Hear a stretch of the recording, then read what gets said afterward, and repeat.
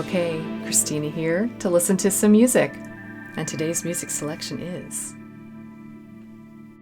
1979 by Smashing Pumpkins. So I have heard of Smashing Pumpkins. They had some hits on the radio in the early 90s, and that's within the window that I was listening to some popular music back in the day, but I never really gave them a chance. And I had some friends who were really big fans of this group, but they never really resonated with me. And you know what? That's on me. This is important for me here because I want to give this group another chance. And that is part of my journey here on the channel, is to go back and catch the music that I missed and also give some of it that I didn't really care for another chance. And how I'm doing that is by your guidance. So I've been posting polls on Patreon and for channel members, and this one was the winner for the Smashing Pumpkins poll. But this isn't just what I think of this music. I'm hoping that all of you will learn something too. So I am a professional, classically trained musician, instrumentalist, vocalist, composer, and professor. So we dive into all the details of this music, how it's composed, the instrumentation, a little bit of music theory or maybe some instrument demos, and also how do we relate to this music? Why do we like it? Or why do we not like it? So we'll see if maybe I can come around to this group. I didn't give them a fair chance back in the day. And by the time this album came out, I was already in the classical music world and I really didn't look back to this era. Okay, and enough delay then. Let's listen. Okay, I think we're ready.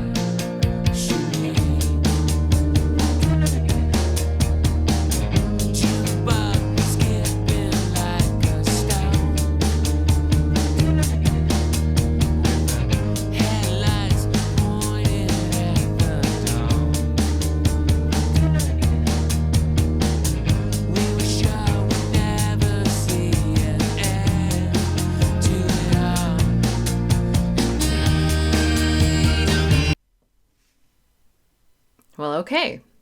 All right, that was a weird beginning. Weird, tickly, sparkly electronic sounds at the beginning. Kind of threw me off. I was like, what, is this techno? Because that's not how I was remembering them from earlier in the 90s. But then the real stuff came in. But is the sparkly stuff still there? Just in the background through the whole thing? So, I think I definitely recognize the main hook, that weird little echo sound. I'm sure there were times in the mid to late 90s where this was on the radio, like in the background, because it really sounds familiar. But this is just one of those groups that, I don't know, I just sort of made up my mind early on that it just really wasn't for me somehow. I'm trying to think of maybe what it was that sort of turned me away. Because this is kind of cool. I like the overall use of the textures in the song.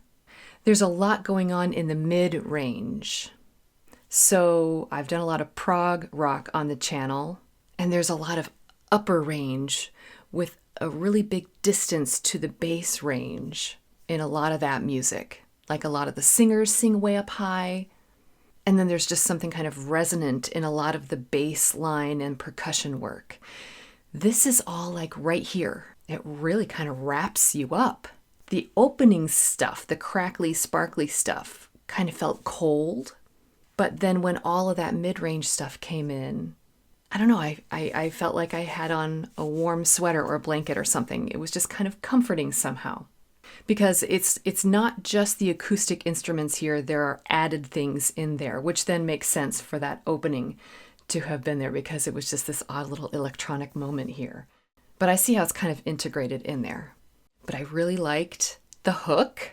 It was very repetitive. Maybe that's why I was sort of turned away from this group. Was it too much? Or maybe because of the mid-range. It would have been piped through radios, like car stereos and little boom boxes and stuff that don't have good sound. And I could see how that mid-range would kind of fall flat. I would have needed to sit down and listen to it with a pair of headphones or on a really big stereo. And I never did that. Until now. So, still don't know what we're singing about, 1979. What about 1979? Are they remembering something? Would they have been around in 79? Or at least been old enough to remember 79? Is it nostalgia? I don't know. Okay, we'll back up a little and keep going. I'm digging it so far. I am.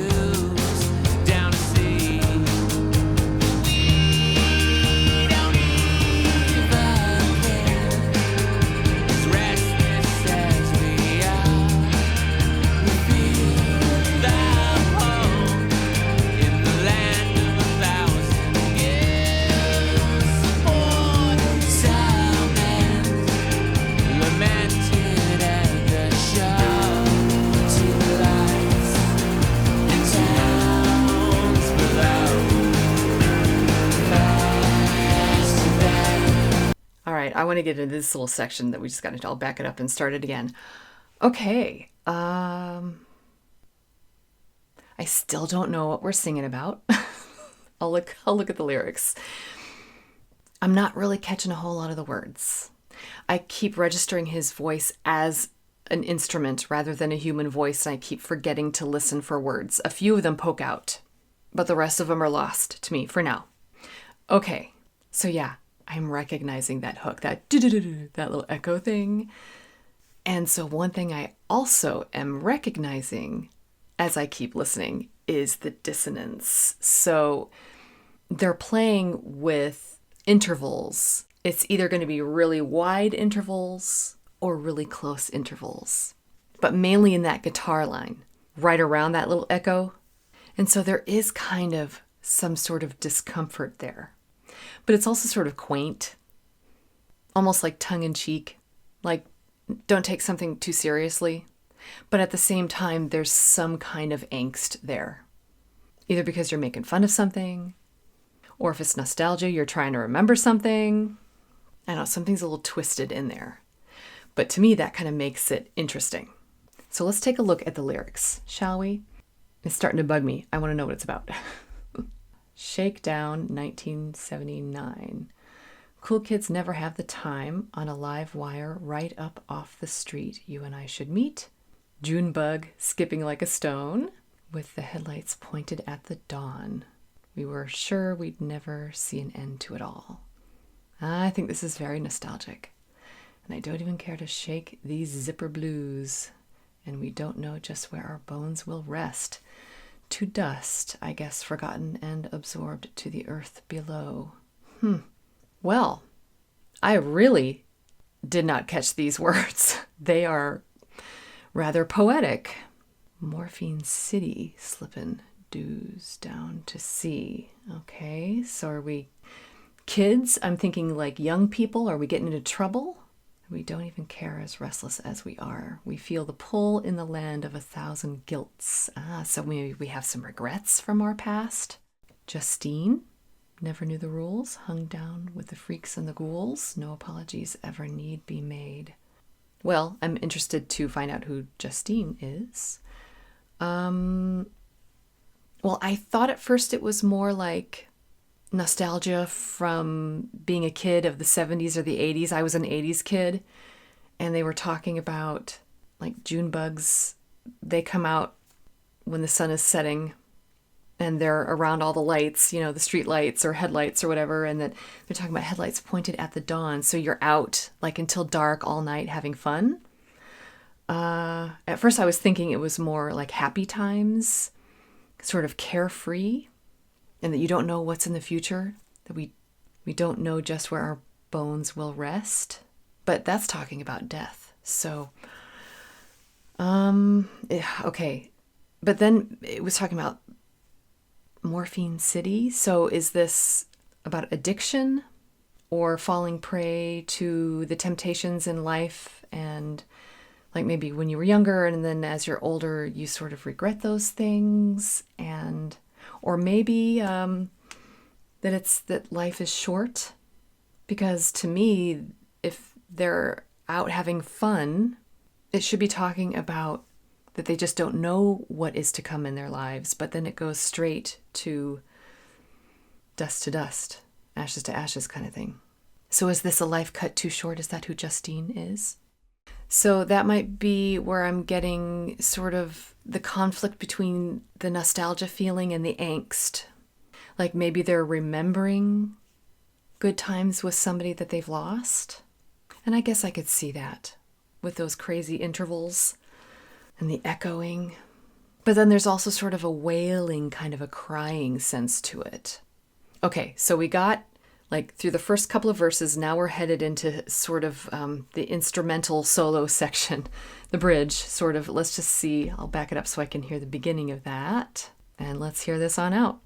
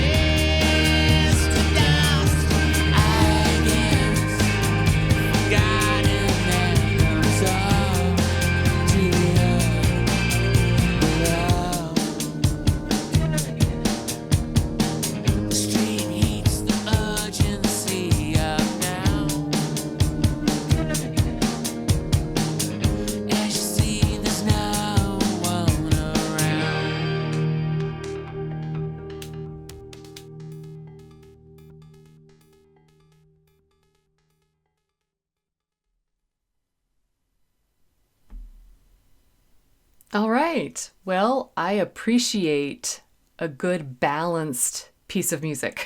So that was straightforward, in your face, bookends. We had the electronic sparkly stuff at the beginning and it came right back at the end.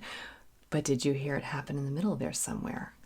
I certainly did. And for a second, it got so crackly in there that I was like, uh-oh, is there something wrong with my headphones? And I actually had to like reach up here and adjust. I hope I didn't bump any cameras here or anything, because it was getting weird, like static, distortion or something. That was unusual. And it only lasted that one little bit.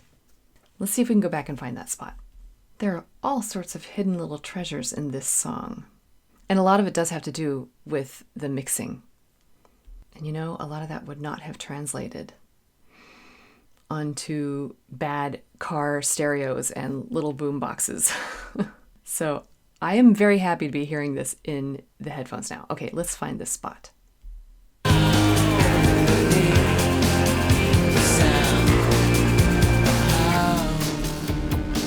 Do you hear it?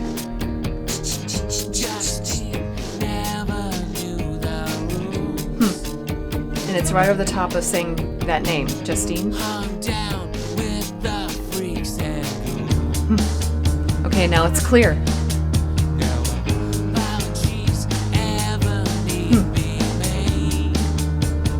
Interesting. So, yeah, lots of little surprises and hidden treasures in this song.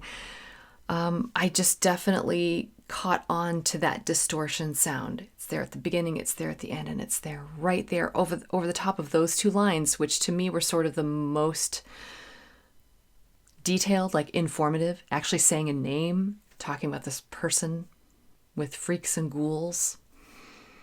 Very interesting. Okay, so the instrumentation. So yes, they have the little crackly, sparkly things added in, and then they have the produced sound of that little echo.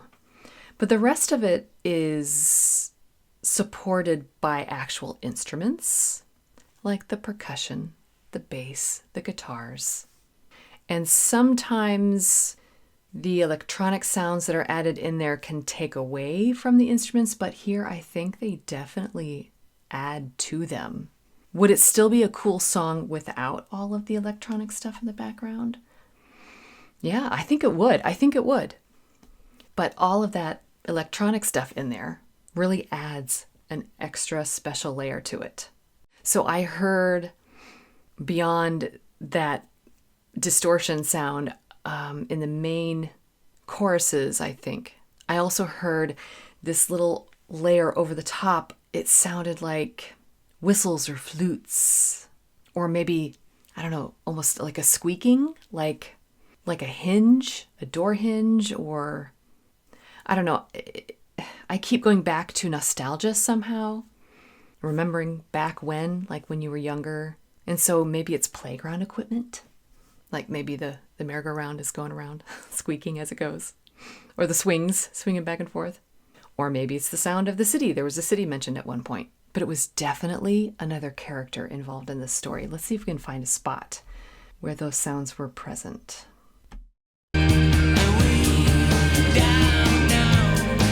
Yeah, you can hear a lot here. You hear all that up at the top?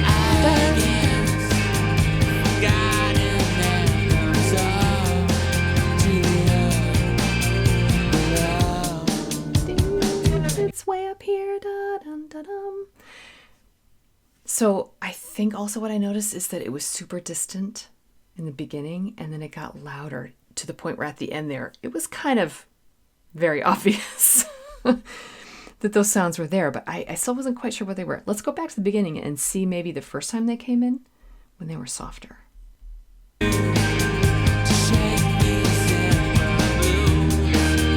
Yeah, they're there for sure.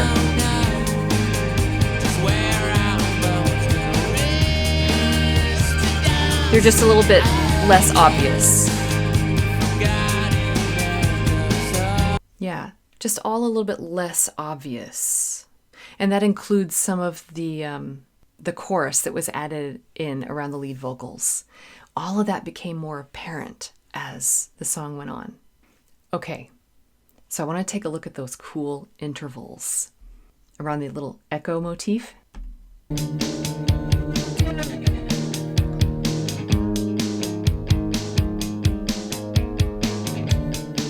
Especially that one. Yeah, so there are just a lot of close relationships between some of the tones, some of the pitches. Let's hear it again.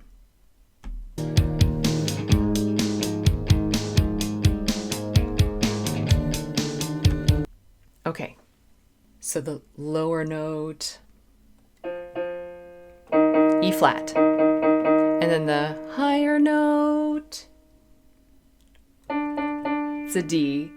So listen to that. It's very uncomfortable. It would be better if they were both the same note but an octave apart. That sounds nicer. Those are both E flats. We have an E flat down here, E flat up here, but then the one up here is brought down just a little tiny half step. That's just one note down to a D. And so we have this. Sounds like a semi-truck horn. And so that's part of that little play there that they have with the intervals, where it almost sounds cute, but instead it's... And that can still be nice, a nice feeling, but with a little touch of angst. But overall, it's just really creative writing. They were definitely putting into it what they felt. And there could be several personal reasons as to why that sound matched what they were feeling. And then we get to take that and interpret it how we like. That's the magic of the interpretation of all art. Okay, and speaking of artistry, so I think besides missing the opportunity to hear this group on a better stereo, because it really is a better experience, I'm still trying to think exactly why I would not have been drawn to this group. Honestly, all right, I'm going to be honest with y'all. I'm going to be honest. I was kind of annoyed at how people liked this group because I couldn't connect with it. I couldn't figure out why they were drawn to it. It was almost like, since I had some friends that really loved this band and I couldn't figure it out, I was kind of annoyed. So it happens. All right. But I did pick up on one last clue as to why it might not have been as pleasing to me on the not so good stereos. And that is the lead singer's voice. So earlier I said that voice kind of reminded me of just like some kind of instrument rather than a human voice. Occasionally that'll happen, where there's a timbre or a tone quality to someone's singing voice in which they are either so smooth and beautiful and lyrical that it doesn't even seem like it could be a human voice, or it's kind of the opposite, where the tone of the voice is rather pushed, very wailing. And so that is what is happening here.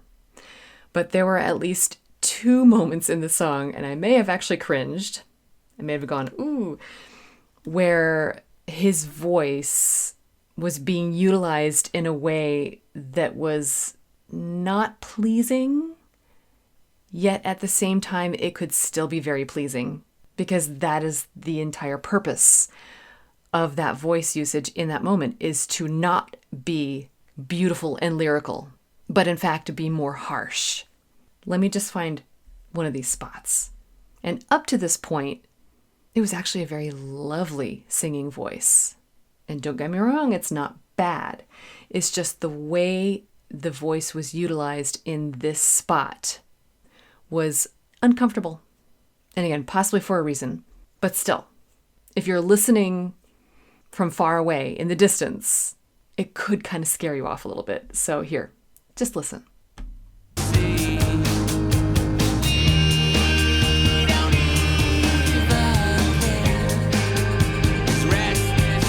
Yeah, that's pretty harsh. That's like he really is closing off his throat, and then he's on the E vowel sound, which can be one of the harshest because you're not able to open up your mouth and resonate. And so he's really taking advantage of that. And you combine that with natural tendencies of the tone of his voice. and it can come off a little bit shrill. And if you're not able to appreciate the shrillness, because sometimes being shrill is an artistic decision that matches the moment. There are plenty of times in classical music where there is a shrill moment. But if you can't experience the shrillness of that voice coming through there with all of the magical sparkliness of the rest of it, it could be a little displeasing. So I believe that that is probably why I was like, back in the day for some of their previous songs. Maybe I should go back and revisit some of those as well, even though I've heard those on the radio. It might have been, I guess, like their early works. But with this, having taken a closer look, I think I could get used to it. Okay, that was 1979 by Smashing Pumpkins. I would not have predicted back in the day that I would be appreciating this group. But now that we're here, I don't mind at all. And again, that shrill moment with his voice, it happened twice. In context, it's great. Out of context, maybe not so great. So, yeah, I think this is starting to make sense, which means then this is the beginning of my journey with this group. Oh, so now I am remembering now that I am also familiar with one of their songs, and it might have been from around this time. I don't know when it came out, but it was because I played an arrangement of it in my string quartet, and it was a really fun arrangement. But apparently back then, it still was not quite the window into my appreciating this band. Instead, that's what we were doing just now. So this was a lot of fun. Thank you to everybody who voted for it. It's a great song. Will it go on my playlist? Yes, absolutely. Will I keep my patience with it when it's on in the background and I hear it out of context? Yes, absolutely. So thanks for coming along with me on this little listen here. I look forward to more. And as always, just remember that you don't have to be perfect. Just be okay and keep listening.